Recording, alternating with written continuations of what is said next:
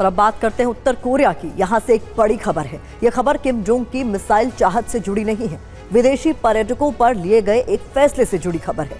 इस खबर की चर्चा पूरी दुनिया में हो रही है। हम आपको ये स्पेशल रिपोर्ट दिखाएंगे, लेकिन पहले एक दिलचस्प सवाल। अगर आपको मौका मिले तो क्या आप प्योंगयांग जाना चाहेंगे? हमारी ये रिपोर्ट देखते वक्त इस सवाल का जवाब जरूर सोचिएगा।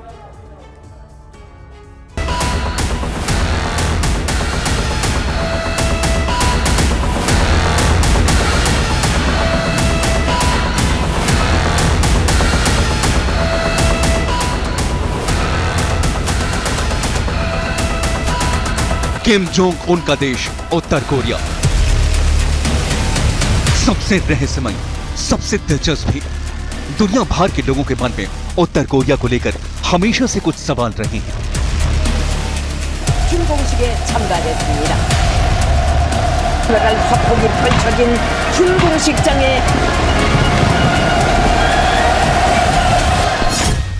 जैसे कि वहां के लोग किस हाल में रहते हैं, उनका जीवन बसर कैसे होता है, क्या उन्हें दूसरे लोकतांत्रिक देशों की तरह खुली हवा में सांस लेने की आजादी है, या फिर किम जोंग उन के राज में वहां की सेना अपनी ही जनता पर जुल्म ढाती है।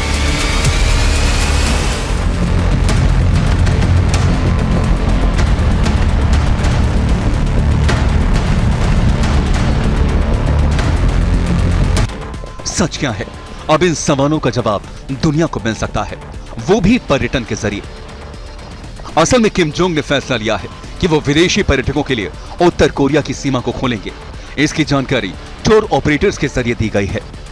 समाचार एजेंसी रॉयटर्स के मुताबिक टूर कंपनियों ने बताया है कि उत्तर कोरिया दिसंबर में अपने उत्तर पूर्वी शहर समजियोन में इंटरनेशनल टूरिज्म शुरू करेगा। यहां ट्रायल सफल रहा तो देश के बाकी हिस्सों में भी पर्यटन को बढ़ावा दिया जाएगा और विदेशी नागरिक राजधानी प्योंगयांग भी जा सकेंगे।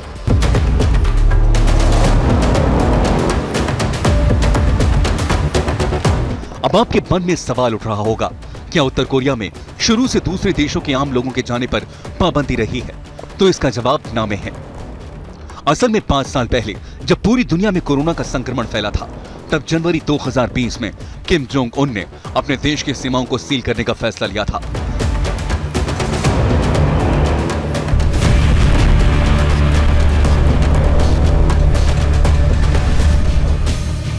यह फैसला अपने देश को कोरोना संक्रमण से बचाने के लिए लिया गया था।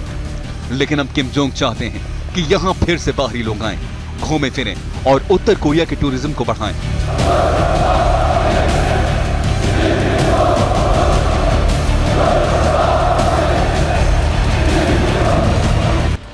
रही बात समजियोन शहर से पर्यटन को शुरू करने की, तो चीन की सीमा से लगे शहर में उत्तर कोरिया समाजवादी स्वप्न लोक को बसा रहा है।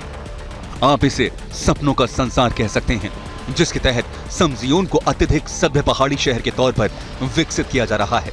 नए अपार्टमेंट, होटल, रिजॉर्ट के अलावा कमर्शियल, कल्चरल और मेडिकल सुविधाएं तैयार की जा रही हैं। ये विकास कार्य किम जोंग उन की खास निगरानी में हो रहा है।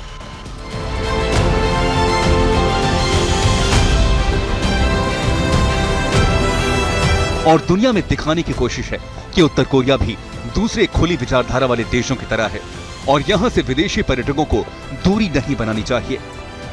लेकिन जैसा दावा किया जा रहा है, क्या उत्तर कोरिया बाहरी लोगों के लिए वैसा ही है? 5 साल पहले तक यहां विदेशी पर्यटकों से कैसा सुलूक होता था? उनके लिए क्या कड़े नियम बनाए गए थे? ये भी सुनिए। नॉर्थ कोरिया में घुसे ही एयरपोर्ट पर विदेशी पर्यटकों से फोन, कैमरा और कंप्यूटर सब कुछ ले लिया जाता था। पर्यटकों के साथ पूरे टाइम एक गाइड और अधिकारी रहते थे। विदेशी पर्यटक किसी भी उत्तर कोरियाई नागरिक से बात नहीं कर सकते थे। उन पर हर वक्त नजर बनी रहती थी। कभी कभी तो ऐसे मामले भी सामने आए हैं जब बिना किसी ठोस सबूत के विदेशी नागरिकों से अपराधियों जैसा व्यवहार किया जाता था।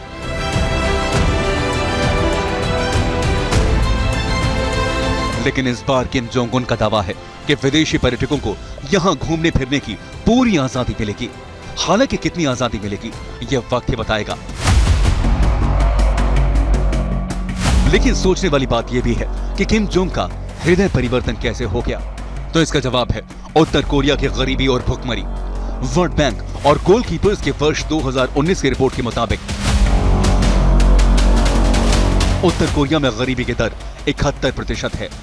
2 करोड़ 26 लाख की आबादी वाले देश में 1 करोड़ 80 लाख लोग गरीबी से जूझ रहे हैं। संयुक्त राष्ट्र खाद्य एवं कृषि संगठन की लेटेस्ट रिपोर्ट के मुताबिक उत्तर कोरिया को हाल के वर्षों में गंभीर खाद्य संकट का सामना करना पड़ा है। वर्ष 2020 से लेकर वर्ष 2022 तक देश की लगभग 45% आबादी भुखमरी का शिकार थी।